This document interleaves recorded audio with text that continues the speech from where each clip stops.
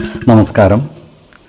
വേദാംഗ ജ്യോതിഷത്തിലെ അമൂല്യമായ അറിവുകളും ആധ്യാത്മിക ജ്ഞാന ഉപദേശങ്ങളും പകർന്നു തരുന്ന പ്രശാന്തം ആസ്ട്രോ ചാനലിലേക്ക് ഏവർക്കും സ്വാഗതം. ഈ ചാനൽ ഇതുവരെയും സബ്സ്ക്രൈബ് ചെയ്യാത്തവർ ഇപ്പോൾ തന്നെ സബ്സ്ക്രൈബ് ചെയ്യുക. നോട്ടിഫിക്കേഷൻ ലഭിക്കുന്നതിനായി ബെൽ ബട്ടൺ അമർത്തുമല്ലോ. ഒപ്പം ചാനൽ ലൈക്ക് ചെയ്യുക, ഷെയർ ചെയ്യുക, കമൻറ്റ് ചെയ്യുക.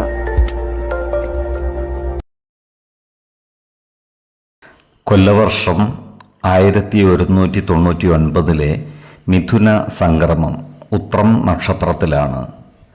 മിഥുനം 1-ാം തീയതിയിലെ ഗ്രഹനില അനുസരിച്ച് മേടം രാശിയിൽ കുജനും, എടവത്തിൽ സർവേശ്വരകാരകനായ വ്യാഴവും, മിഥുനം രാശിയിൽ ആദിത്യനും ബുധനും ശുക്രനും, കന്നിയിൽ ചന്ദ്രനും കേതുവും, കുംഭം രാശിയിൽ ശനിയും ഗുളികനും, മീനത്തിൽ രാഹുവും സ്ഥിതി ചെയ്യുന്നു.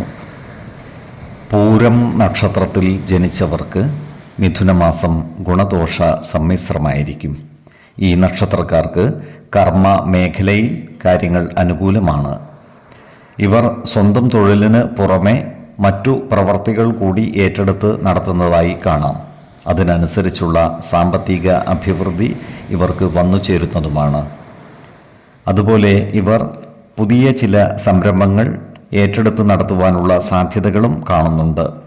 എന്നാൽ ഏറ്റെടുക്കുന്ന സംരംഭങ്ങളുടെ നിയമ സാധുതകൾ കൃത്യമായി പഠിക്കുകയും ആവശ്യമെങ്കിൽ ഒരു നിയമജ്ഞന്റെ സഹായം തേടാവുന്നതുമാണ്. വാടകയുമായി ബന്ധപ്പെട്ട ഇവരുടെ പ്രശ്നങ്ങൾ ന്യായമായ രീതിയിൽ പരിഹരിക്കപ്പെടുവാനുള്ള സാധ്യതകൾ കാണുന്നുണ്ട്. ഈ നക്ഷത്രക്കാരായ രാഷ്ട്രീയ പ്രവർത്തകർ ജാഗ്രത പാലിക്കേണ്ടതാണ്.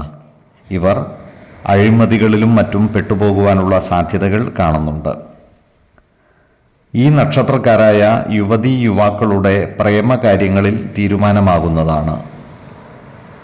ഇവരുടെ പ്രണയം വിവാഹത്തിൽ കലാശിക്കുവാനുള്ള സാധ്യതകൾ കാണുന്നുണ്ട്.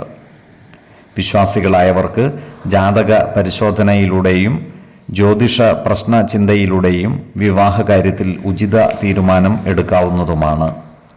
നക്ഷത്രപ്പൊരുത്തവും പാപസാമ്യതയും കുജദോഷവും ദശാസന്ധി ദോഷവും മനപ്പൊരുത്തവും മറ്റു കാര്യങ്ങളും പരിഗണിച്ച് ഉചിത തീരുമാനമെടുക്കുന്നതാണ് ഉത്തമം.